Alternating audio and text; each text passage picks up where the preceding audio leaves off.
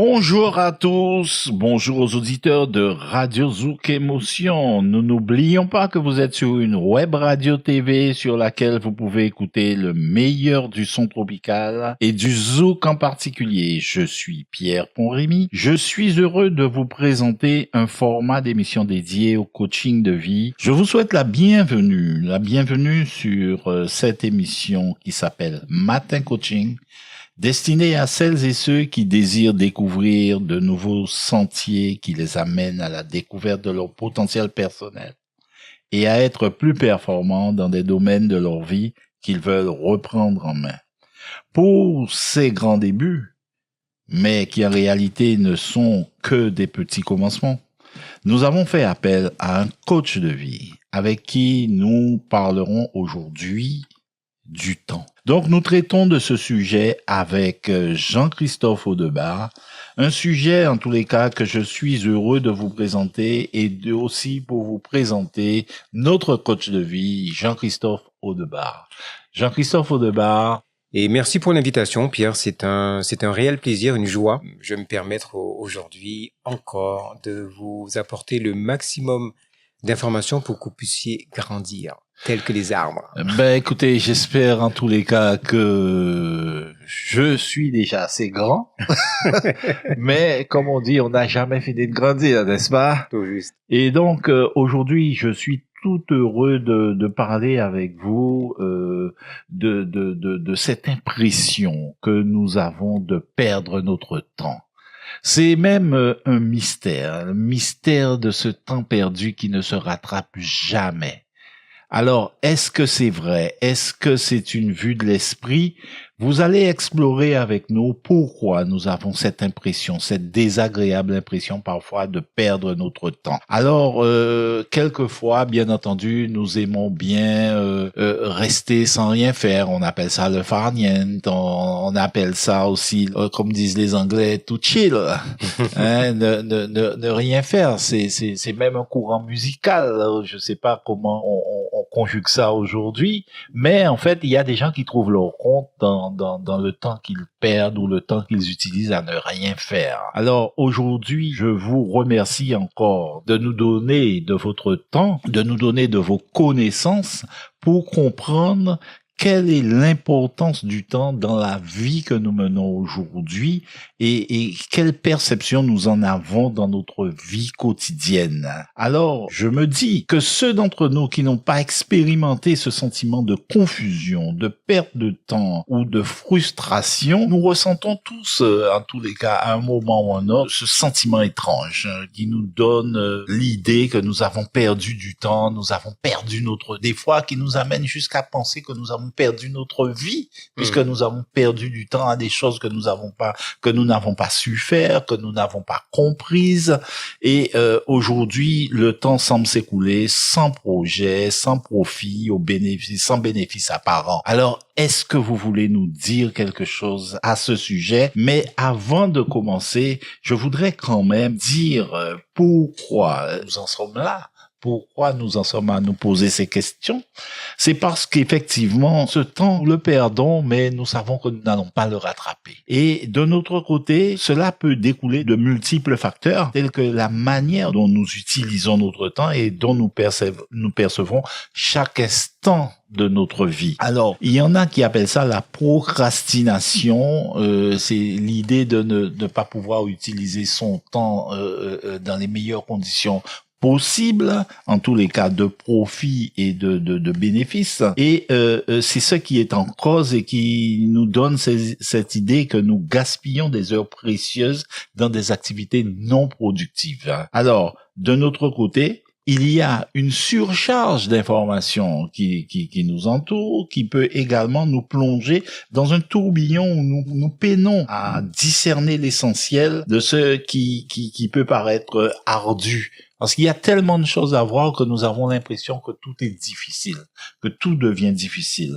Ce qui nous laisse une impression d'être dans un océan de données à prendre en compte, que nous devons prendre en compte cette réalité-là, mais le constat est là, c'est que là encore, nous perdons du temps. Alors parfois nos engagements sont sans réelle signification. Nous n'arrivons pas à nous poser les bonnes questions sur la valeur réelle des actions que nous entreprenons. Oui.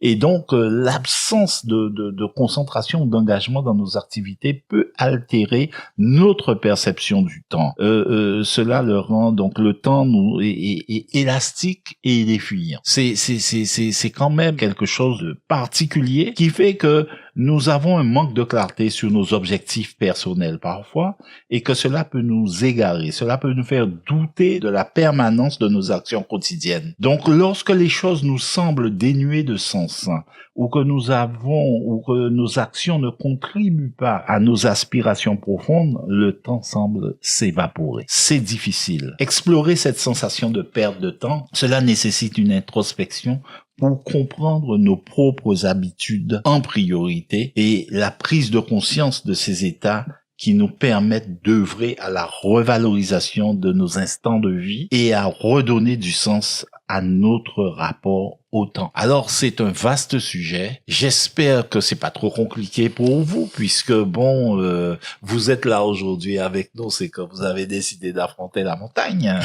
Hein? Alors, nous allons affronter donc cette lancinante question. Jean-Christophe Audebard, coach de vie, et nous sommes dans Matin Coaching. Vous allez nous expliquer ce mystère. Comment nous pouvons optimiser, être plus productif au quotidien avec le temps que nous utilisons. Nous avons tous un capital de 24 heures chaque jour.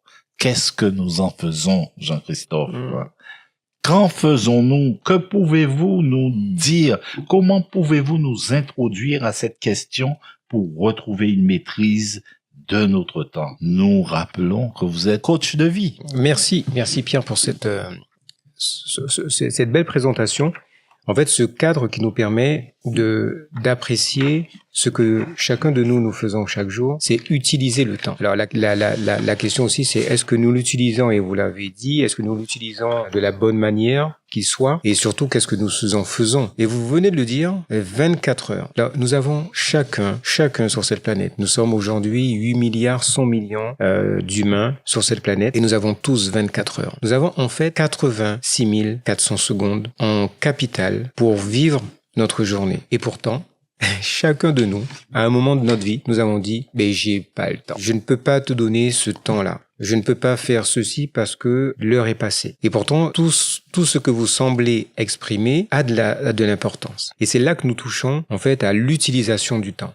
Combien de fois vous avez entendu dans l'histoire, dans votre histoire, que à une époque, les grands-parents, les arrière-grands-parents, eux, utilisaient, en fait, leur temps pour faire réaliser par tout le monde des tâches, des actions qui étaient utiles à la famille et à la communauté. Mais de nombreuses fois, et en fait, vous avez réalisé que tout le monde avait du temps. Tout le monde faisait les choses dans la journée. Et on vivait dans la journée. On vivait au jour le jour. On mangeait au jour le jour. On préparait les choses au jour le jour. Et tout le monde avait du temps. Et le rapport au temps est arrivé, enfin, peut-être bien avant, ce besoin d'en faire plus avec plus de temps. Je veux faire plus, je vais dormir, mais j'ai envie de faire plus avec plus de temps. Mais il n'y a que 24 heures. Il n'y a que 24 heures. Il n'y a que 86 400 secondes. Qu'est-ce que nous faisons? Qu'est-ce que vous faites, vous qui nous écoutez? Qu'est-ce que vous faites de vos 86 400 secondes? Sachant que nous dormons pour que notre bien-être soit optimal, nous avons à dormir entre 7 et 9 heures. Entre 7 et 9 heures de sommeil pour que ce soit optimal. Si vous vous levez le matin et que une de vos premières pensées, c'est de faire quelque chose qui ne vous plaît pas, qui ne vienne pas de vous, vous avez déjà mal utilisé votre temps. C'est clair. Si votre première pensée, ne serait-ce que pour aller, prenons le cas du café. Je me lève et je fais en mode automatique, je prends ma tasse de café. Oui, qu'est-ce que ça vous apporte par rapport à ce qui a de l'importance pour vous? Si l'importance pour vous, c'est de boire votre café, tant mieux, moi ça me va. Si l'importance pour vous, c'est d'être productif dans la journée sur une activité particulière, sur votre activité professionnelle ou sur une activité familiale, ou même une activité spirituelle, parce que vous êtes impliqué dans une association ou dans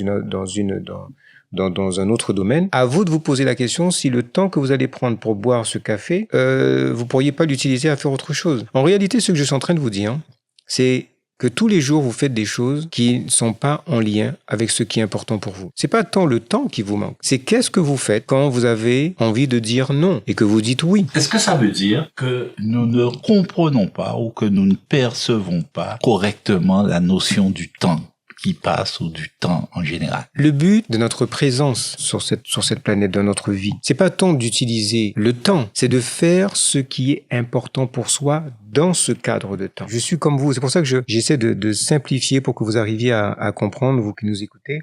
J'ai été comme vous et en fait je passais la majorité de mes journées à faire des choses qu'on me demandait de faire et que je n'avais pas envie de faire. Vous allez dire mais oui, mais comment ça se réalisait? Rappelez-vous, en fait, ça commence par ce que vos parents vous demandent de faire et que l'école vous demande de faire. Et vous faites des choses que vous n'avez pas envie de faire. Donc vous vous retrouvez dans un laps de temps où, après avoir dormi, il vous reste 12 heures à peu près. Et sur les 12 heures, vous faites plus de la moitié des choses qui ne sont pas pour vous. Alors vous allez dire, oui, mais ce sont les parents qui demandent. Oui, ce sont les parents qui demandent. Mais à la fin de la journée, qu'est-ce que vous avez fait pour vous, que vous aviez envie de faire, qui était important pour vous? Rien. Alors, permettez-moi de faire une petite parenthèse, parce que là, il me vient un poème, si je ne me trompe, de Guy Tyrolien, La prière du petit enfant né. Ah. Et dans ce poème, il était dit, je suis fatigué, je ne veux plus aller à leur école. Est-ce que ça veut dire que cet enfant avait envie de faire autre chose? Est-ce qu'il avait une notion du temps à quoi il devait l'employer véritablement? Grande question. Je me souviens de ce poème et en tout cas du travail qu'on a, enfin un peu moins du travail qu'on y avait fait pour le comprendre. Et c'est vrai que, en fait, l'idée, c'est de dire que l'école, c'est important, mais c'est pas indispensable. C'est grave. Et en quoi c'est grave? C'est une question. C'est grave, docteur? Pas docteur. C'est intéressant. Est-ce que sans l'école, l'homme peut arriver à être heureux? Ma réponse est oui. Si l'école, en fait, très simplement, l'école permet aux hommes de reproduire un certain nombre de choses, d'enseignements qu'ils ont appris pour les appliquer dans un type d'activité. Et encore plus aujourd'hui. Je vais vous donner un exemple.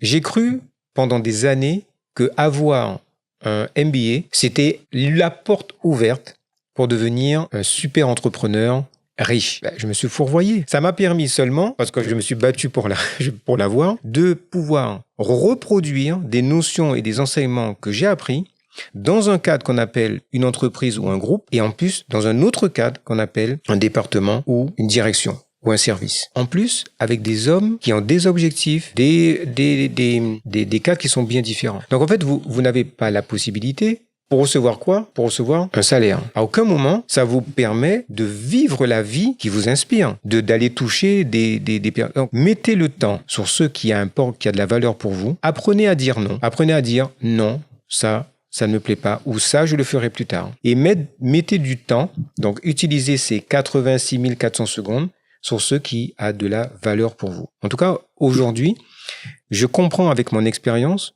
que tout ce que je mettais sur la télévision, la radio, les sorties, en fait, les distractions, c'était du temps en moins que je ne récupérais jamais. Mais quand je vous dis jamais, c'est juste, vous allez comprendre pour ceux qui nous écoutent, vous passez, on est facile là-dessus, vous passez d'un état où, ouais, tiens, j'ai envie de faire ça, ah, je regrette. Et après, vous entendez, on vous dit, ah non, mais il faut pas regretter. Oui, sauf que on a été éduqué à regretter. Quand vous comprenez ça, quand vous comprenez, en fait, que ce qui a de la valeur pour vous est à faire, vous ne perdez plus de temps. Quand je me lève le matin, depuis maintenant 4 ans, oui, ça fait 4 ans maintenant, quand je me lève le matin, je ne passe pas mon temps à écouter la radio, je ne passe pas mon temps à regarder la télévision, je ne passe pas mon temps à lire sur les réseaux sociaux les actualités, je passe du temps à ce qui a le plus d'importance pour moi, c'est mon bien-être. Oui, alors c'est vrai que il y a vos choix, ce sont des choix personnels, chacun a des choix personnels qu'il fait, mais personne n'est exempt de choses qui influencent notre perception du temps. Je parle de l'ennui, je parle de l'anxiété, je parle du manque de concentration, je parle de ce sentiment de se rater dans sa vie ou d'être perdant tout simplement, à certains moments. Et je parlais tout à l'heure de notions de chill, de farniente, de sieste, d'addiction, etc., etc. Ce sont autant de choses qui parfois ont des emprises sur des gens qui font que, effectivement, la conclusion, c'est que j'ai perdu mon temps. Oui. Et là, je suis tout à fait, je reprends, en fait, c'est très bien, mais ce sont des perceptions. Qu'est-ce que ces personnes qui s'ennuient, qui ont l'impression d'avoir raté, font ou ont fait de leur journée? Le temps, c'est qu'est-ce que vous avez pensé à un moment. Les résultats que vous avez aujourd'hui sont juste la conséquence de tout ce que vous avez fait avant et de tout ce que vous avez pensé avant. Vous ne pouvez pas obtenir des résultats qui vous font rêver alors que des années avant, vous n'avez fait que des choses qui vous faisaient cauchemarder. Enfin, en tout cas, qui produisaient le cauchemar. Et c'est là qu'on dit que le cerveau humain dans la société actuelle est fort. C'est-à-dire qu'on se dit, mais non, je devrais être à ce niveau-là. Mais non, t'as fait quoi avant? Dans quoi tu as investi ton temps pour avoir les résultats dont tu rêves aujourd'hui? Et en plus, très rapidement. Rien, t'as pas fait ce qu'il fallait, en fait. Autrement dit, on se piège soi-même. On se piège soi-même. On tombe dans une forme de procrastination qui est presque, je dirais, une de science exacte d'un certain point de vue, de la surcharge d'informations pour ne pas faire grand-chose ou en tous les cas se faire détourner de choses qui nous permettraient d'utiliser notre temps à bon escient. La procrastination, c'est un très bon exemple et les auditeurs connaissent une des premières solutions, enfin une des premières choses à faire, c'est de passer à l'action. Ils entendent ça, passer à l'action.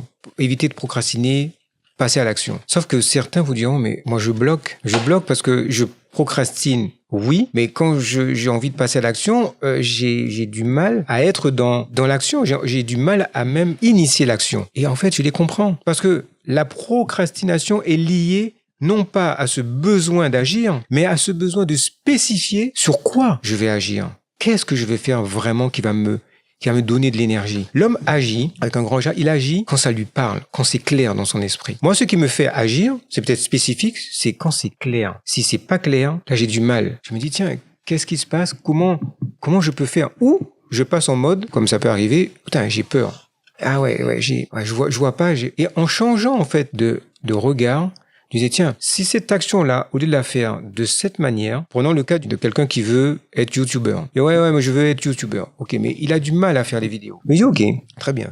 Passer à l'action, c'est difficile. Ce que tu pourrais faire, c'est non pas faire des longues vidéos, mais de faire de très courtes vidéos, comme ça se fait maintenant, mais des courtes vidéos pour juste parler d'un mot, un truc qui te plaît. Et d'un coup, la personne dit, ah ouais, ok, c'est moins, dans son cerveau, c'est moins long, ça me demande moins de pratique, ça me demande moins de compétences. Donc, juste ça, c'est top. Juste ça.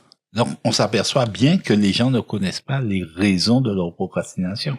Et c'est là, en fait, que tout ce que je fais avec les clients, c'est d'identifier chez eux qu'est-ce que vous faites dans la journée qui a de la valeur pour vous ou qu'est-ce que vous faites dans la journée qui n'a aucune importance pour vous et vous avez l'impression de faire pour les autres et pas pour vous. Le temps, on le répète, c'est 24 heures. Divisez-le en autant de parties. Je dors, je prends le petit déjeuner, je mange, je travaille, enfin je suis en activité, je mange et je recommence à dormir. Et là, vous vous dites, mais en fait, je fais la même chose tous les jours. À quel moment je fais vraiment quelque chose qui a de l'importance pour moi? D'autres vont segmenter, ils vont mettre divertissement. Je sors avec les copains ou les copines.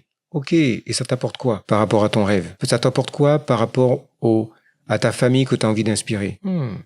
Et là, vous voyez que 50% du temps que vous passez avec les fameux potes et les copines, c'est la distraction neutre. Ça vous apporte rien. Quand vous décidez, allez, on va mettre un peu de temps à la télé. Donc, je regarde la télé parce que ça, il faut l'ajouter. Le matin, je petit déjeuner et je prends le petit déjeuner et je regarde la télévision et j'écoute la radio dans la voiture. Ok.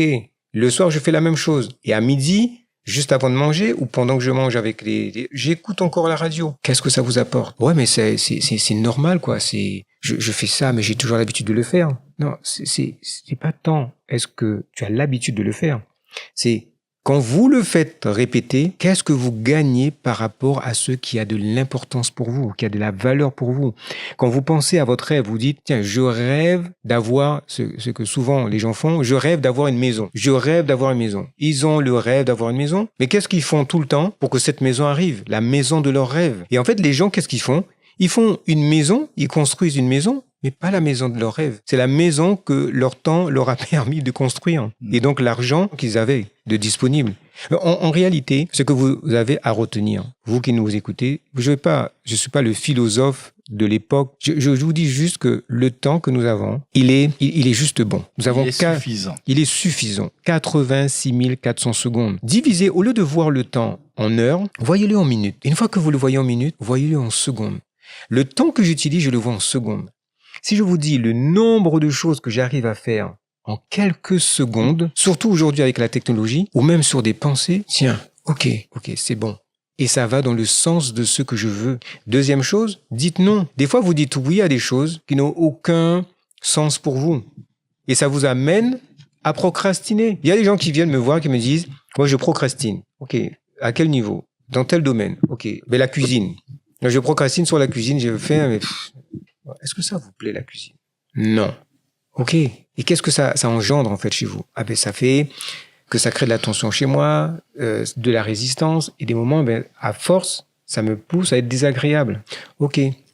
Comment on peut voir la cuisine sous une autre forme? Et là, d'un coup, c'est plus une corvée, c'est un jeu. Ah ouais, d'accord, j'avais pas vu ça comme ça. Tiens, ouais. Ah ouais. Et là, on procrastine plus. Tiens, au lieu de faire ce grand truc-là que je voyais là, qui me pesait, que mon mari me demandait, ou que ma femme me demandait, ou que j'ai vu que ma mère fait, ma grand-mère. Je vais faire un petit plat, un truc comme j'ai envie, voilà, plus végétalien, plus amusé, voilà. Et d'un coup, c'est mieux. Et en plus, ça plaît à tout le monde. Qu'est-ce que nous faisons de nos secondes offertes? L'univers, la vie, tout ce que vous voulez, Dieu nous donne 24 heures. Donc la procrastination, elle est à bannir, c'est elle qui altère notre perception du temps. La procrastination est une conséquence de la perception que nous avons du temps. Si nous nous disons « je n'ai pas le temps », ben forcément on va procrastiner. Si on se dit le temps qui me fait peur avec les heures, ça fait 60 minutes, et que je me dis, tiens, mais les 60 minutes, eh bien, tiens, je vais utiliser, voir le temps en minutes et plus en heures. Qu'est-ce que je suis capable de faire en 1 minute? Si ça parle moins, dire, tiens, mais pour être encore plus productif, qu'est-ce que je peux réaliser en 60 secondes, donc en 1 minute? Et qu'est-ce que je peux faire en 1 seconde? C'est là que ce que vous disiez en introduction est intéressant. Être productif, c'est utiliser le temps qui nous est donné, qui nous est offert pour réaliser des choses qui sont importantes pour nous. Qui ont une signification. Qui ont une signification pour notre vie. Alors, si on considère que l'information, nous qui vivons une époque où l'information, elle est importante, elle est omniprésente dans notre vie. Tellement. Nous retrouvons à vivre une surcharge d'informations. Exact. Avec nos téléphones, avec la télé, avec tout ce que nous faisons, en fait, n'est qu'information.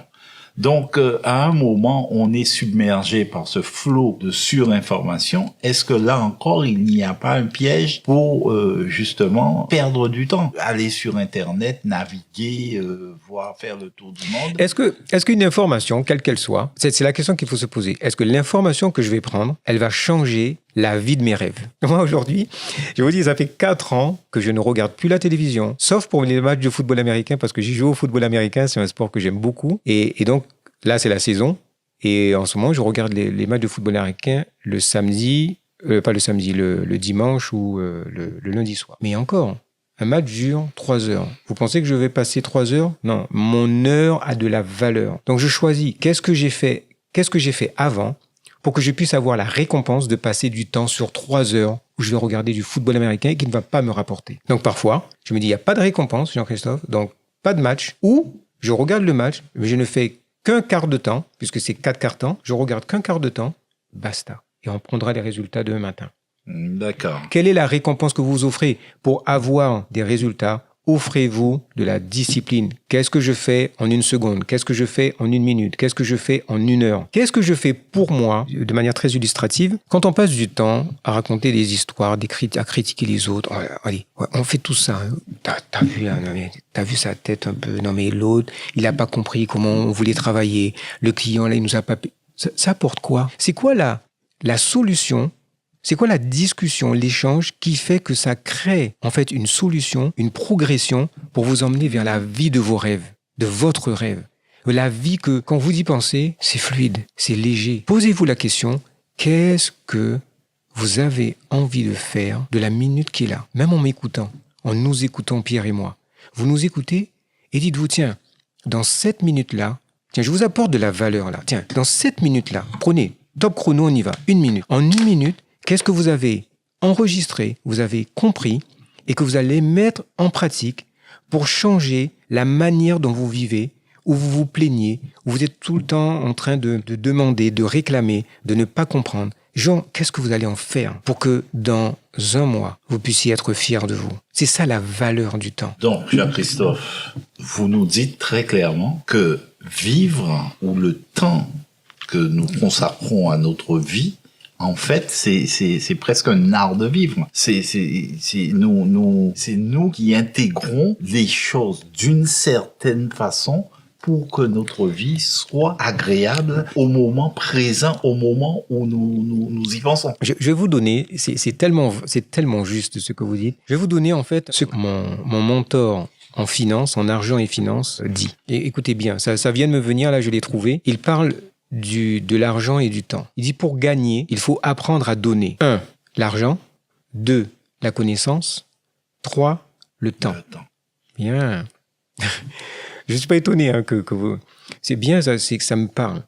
Pour gagner l'un, l'argent, la connaissance, le temps, vous devez apprendre à donner les 2 autres. 1, pour gagner de l'argent, vous devez donner des connaissances et du temps. C'est ce que plusieurs humains font. Pour gagner en connaissances, vous devez donner votre argent et votre temps. Ici, les gens qui aiment trop le gratuit. D'accord. Voilà. D'accord.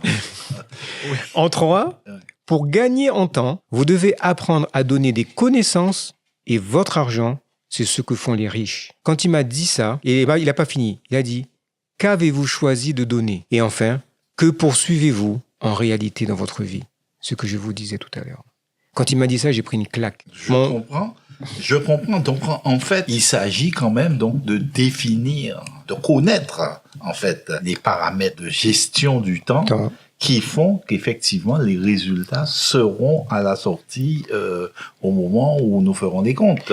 La chose que vous pouvez retenir, et c'est vraiment en illustration simple de la gestion du temps. Faites un camembert, faites un cercle, et divisez-le en 2. Puis, vous le divisez encore en 2. Ça va vous faire 4 camemberts. Et mettez dedans le temps que vous passez à dormir, le temps que vous passez à manger, le temps que vous passez en activité et le temps que vous passez peut-être à faire les courses. Et redivisez ce temps-là au temps que vous passez, vous mettez une partie, un pourcentage, le temps que vous passez à écouter la radio, la télévision, le temps que vous passez à discuter avec les amis ou c'est des discussions, écoutez bien, vous n'allez pas dire ce que je n'ai pas dit, vous passez du temps à faire des discussions qui sont stériles.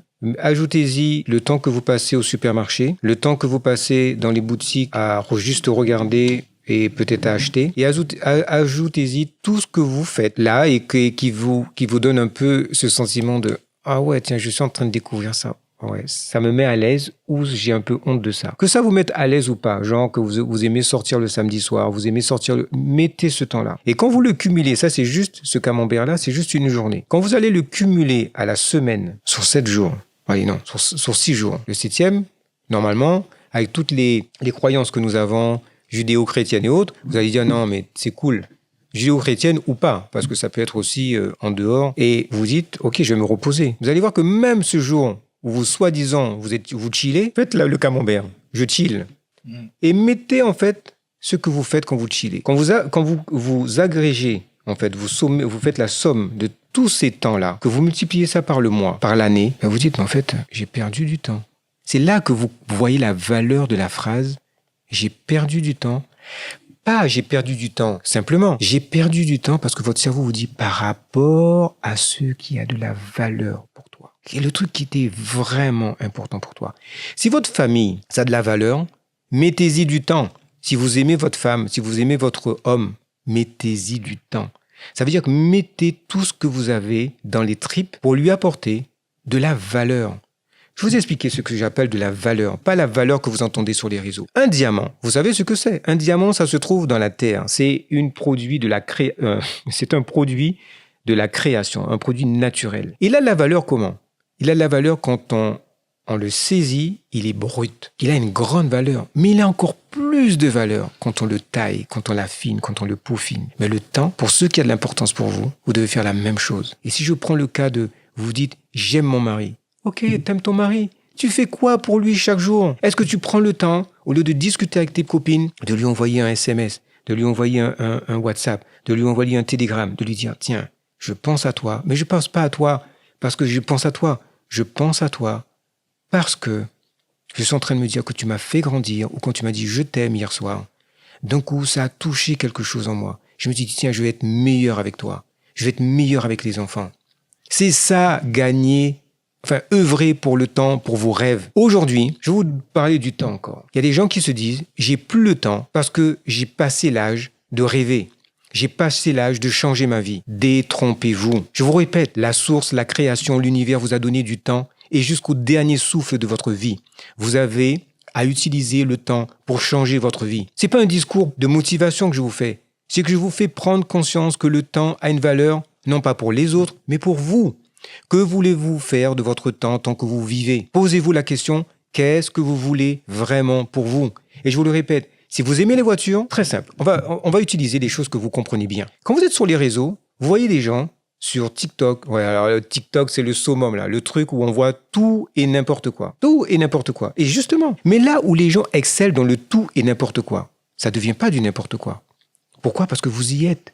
Vous êtes en train de mater le truc tous les jours. Et vous savez pourquoi vous matez? Parce que les gens s'entraînent tous les jours à faire le même truc pour que ça vous attire. Et ils deviennent excellents pour ça. Il y a des gens qui passent leur temps à travailler sur des comptes, que ce soit X, que ce soit Instagram, sur l'actualité. Ils font que ça. Et ils sont excellents. Moi, c'est pas mon truc. Je passe pas du temps. Mais ils sont tellement bons que vous y allez. Demandez-vous, quand vous allez sur ces comptes-là, est-ce que ça répond à ce que vous voulez vivre dans 1 an, dans 2 ans, dans 5 ans? Qu'est-ce que vous voulez voir dans 5 ans? Vous nous parlez de pleine conscience, là. Je vous parle quelque part de pleine conscience, ouais. De pleine conscience. On en revient, en fait, à qu'est-ce que vous produisez comme pensée chaque jour, dès que vous vous levez. Dès que vous vous levez. Si le soir, vous allez vous coucher et que vous êtes en train de regarder, il est 23 heures et que vous êtes devant un écran, quel qu'il soit, que ce soit la télévision, que ce soit ce que vous voulez, et que vous regardez un film, vous inquiétez pas, je vous rassure, tout va être dans votre cerveau pendant votre sommeil. Quand vous allez vous lever, vous aurez une dopamine d'un coup.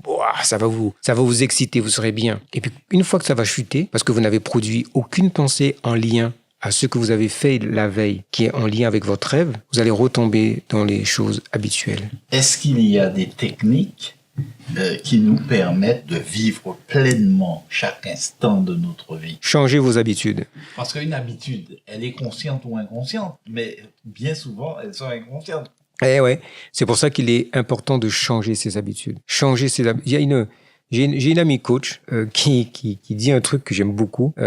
En fait, elle est spécialiste en neurosciences. Elle disait souvent qu'en fait, en changeant ses habitudes, on pousse le cerveau à changer considérablement de manière de créer, en fait, de produire. Et elle dit, en fait, prenez l'habitude de ne pas vous soumettre à vos propres habitudes. En fait, chaque fois que vous allez répéter quelque chose, prenons le cas simple. Je passe mon temps à regarder les infos à 19h30. Quand il est 19h25, mon habitude, c'est je mets la chaîne de télé. Prenez l'habitude de ne pas vous soumettre à cette habitude-là. Qu'est-ce que ça va faire si ce jour-là, vous avez de la dopamine, parce que ça crée de l'excitation. Allez, j'y vais. Que vous ne regardez pas les informations. Et que vous vous dites, tiens, la valeur pour moi, c'est d'améliorer ma relation aux enfants, à mes propres enfants. Et que vous dites, tiens, ces 25 minutes-là, je vais les consacrer à mes enfants. Je vais leur donner mon temps, mon fameux temps. Je vais leur donner 25 minutes où je vais les écouter. Je vais être présente. Je vais être présent. Je vais leur partager quelque chose. Juste là. Et ça répond à quoi? À mon rêve d'être un meilleur papa, d'être une meilleure mère. C'est ça le truc. Et à les inspirer. Parce que demain, ils vont être aussi père et mère, ou pas. Mais ils auront un contact avec des jeunes, des enfants. C'est tellement... Ça me touche. Là. Je vis une espèce de chaleur, d'amour, là, parce que c'est pleinement... Je vous parle d'un truc qui me touche, en fait. Alors, est-ce que c'est accessible à tous? Parce que je suppose que si on prend un exemple concret d'une famille où chacun s'observe dans la famille. Je vois, l'enfant voit son père fonctionner d'une certaine façon, il voit sa mère fonctionner d'une certaine façon, il se dit que lui, il va fonctionner d'une certaine façon. Là, chacun est conscient de ce qu'il fait, puisque chacun est dans son rôle. Pourtant, il y a la possibilité, à mon avis, de trouver un commun accord, un dénominateur commun, qui est le temps, qui nous permettra soit de nous connaître mieux en tant que famille, de découvrir ce que nous pouvons faire ensemble, soit comment chacun va aider l'autre dans son rôle.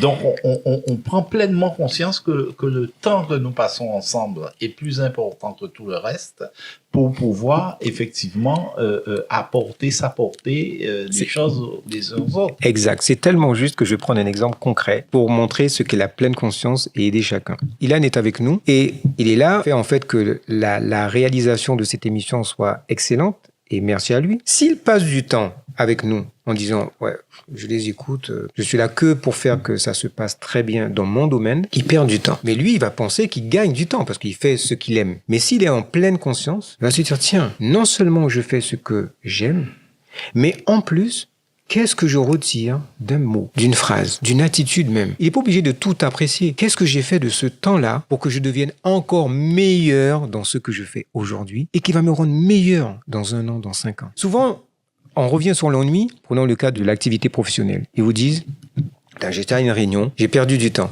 Ok, interroge-toi de savoir où dans ta vie, tu es médiocre, où dans ta vie, tu mérites de progresser. Et qu'est-ce que le fait d'être à cette réunion pourrait t'apporter? D'un coup, prenons le cas de la personne qui a du mal à écouter. Son mari lui dit, tu m'écoutes jamais, tu m'occupes pas assez. Les enfants disent, mais maman, tu m'écoutes pas. Combien de fois on entend ça? Mais tiens, tu vas à la réunion et ton intention, c'est juste ton intention. J'écoute. Même si j'ai envie de parler, j'écoute. Boum, premier entraînement. Qu'est-ce qui s'est passé? Pour être une meilleure mère, une meilleure épouse, voire une meilleure amie, je me suis entraîné à écouter. Et c'est quoi? Je réponds au temps pour mon rêve. C'est ça que vous avez à faire, c'est utiliser le temps qui vous est imparti, qui vous est offert pour répondre à vos rêves, à votre rêve.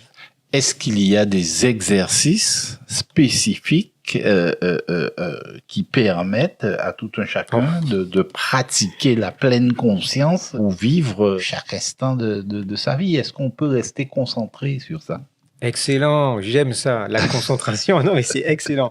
La première chose à faire, c'est de retirer de votre vie, en tout cas de réduire progressivement de votre vie les distractions. Tout ce qui est distraction, qui n'est pas en lien avec ce qui a le plus d'importance pour vous, vous le réduisez. Je ne dis pas de le retirer, réduisez-le. La deuxième chose, vous pouvez vous entraîner à méditer. Alors, il y a des exercices de méditation guidés ou de méditation seulement par la musique qui vous permettent en fait de poser l'esprit, de poser le cerveau. Le cerveau a besoin de se mettre en mode alpha, donc en mode je suis pratiquement en sommeil ou à l'éveil, je viens de me réveiller, c'est calme. Et là je suis en mode je crée, j'ai juste le temps de penser doucement, d'accepter, de recevoir. Là, vous avez déjà fait un premier progrès en le répétant le plus souvent possible. Donc la chose que vous devez lier à la méditation, c'est la discipline. L'autre exercice que vous pouvez faire, qui est très simple, n'importe où, même dans la voiture, c'est de fixer un point. Enfin, peut-être pas dans la voiture, mais de fixer un point, quel que soit l'endroit où vous êtes, vous asseyez et vous choisissez un point fixe. Et montre en main, chrono en main, vous essayez de vous concentrer sur ce point le plus longtemps possible. Et vous allez entraîner en fait vos yeux à regarder ce point ou cette chose, cet élément, et à laisser les pensées venir et partir tout en gardant votre concentration sur ce point. Et en fait, ça entraîne quoi? Votre concentration dans le temps à faire quelque chose, mais en plus qui a de la valeur pour vous. Parce que plus vous êtes concentré, plus vous apprenez à être concentré, plus votre cerveau, vous lui dites, je vais sur un truc qui m'appartient, qui me parle, et pas sur le truc les copines m'ont dit, ou les copains m'ont dit, ou les amis m'ont dit, on sort ce soir. Combien de fois vous faites entraîner, j'ai rien contre, sur un concert, allez, viens, on va voir le concert. Et au fond de vous, votre cœur vous dit, j'ai pas envie d'y aller. Ouais, j'ai pas envie. Et vous y allez quand même. Juste, y aller, c'est 1 heure de préparation. Le concert, c'est 2 heures. Et retourner, 45 minutes. On a presque touché les 4 heures. Et vous avez fait quoi? Qui a perdu du temps? Qui en a gagné? En fait, pour moi, c'est ni une notion de perte et de gain. C'est du temps qui est disponible et c'est du temps qui est bien utilisé ou mal utilisé par rapport à ce qui a de la valeur pour soi. D'accord. Voilà. Donc, tout est lié à la notion de valeur. D'accord. Voilà. Alors, est-ce que vous pouvez nous partager des réflexions ou des expériences sur le type, je dirais, de moment où on peut ressentir donc d'avoir perdu du temps ou gagné du temps? Des expériences de la vie ordinaire. Hein? Oui. C'est quand on a 20 ans. On a 20 ans, on se dit, je ne sais pas si je réponds à la question, mais quand on a 20 ans, on se dit, mais j'ai perdu du temps par rapport à une notion qu'on a de j'aurais dû réaliser ça. Est-ce que donc c'est lié à des objectifs qu'on se fixe forcément. Ou à l'environnement, à la société qui nous impose à 20 ans tu dois faire ça, à 30 ans tu dois faire ça. Ouais. Combien prenons le cas les femmes qui disent non mais attends, le mec il est avec moi, j'ai 25 ans, le mec il sait pas ce qu'il veut, mais moi j'ai envie d'avoir un gosse. À 30 ans, il a encore rien fait. À 35 ans, c'est la panique. 36 ans, waouh! Non, mais attends, mais t'imagines, j'ai pas de gosse. Mais ma vie est fichue. Genre, j'ai perdu du temps. Pierre, la bonne question qu'elles peuvent se poser. Moi, j'ai une fille de 24 ans. Et c'est la question que je lui apprends à penser. Je lui dis pas ce qu'elle faut faire. Qu'est-ce que tu fais chaque jour, je dis bien chaque jour, pour te permettre d'être la femme qui va trouver le gars qui te va bien, qui te convient, pour que si tu as envie d'avoir des enfants, que tu les aies. Qu'est-ce que tu fais? Et en fait, c'est la question qu'elles doivent se poser. Qu'est-ce que vous faites? En tous les cas, c'est une très bonne question et je pense que nous l'avons gardée pour la fin, bien entendu. Et l'idée, en tous les cas, c'est de comprendre que nous avons un capital temps, que ce capital temps, de toute façon, il faut lui donner de la valeur. Il faut le valoriser par des actes et des choses conscientes qui, par leur développement dans notre vie, vont amener du bénéfice, enfin du profit pour nous permettre des résultats qui nous permettent effectivement d'être en accord, en phase avec notre propre vie et donc de marcher d'un pas décidé dans la vie. Et de nous rendre heureux. Nous rendre heureux. Voilà. Alors, en tous les cas, Jean-Christophe, encore une fois, merci.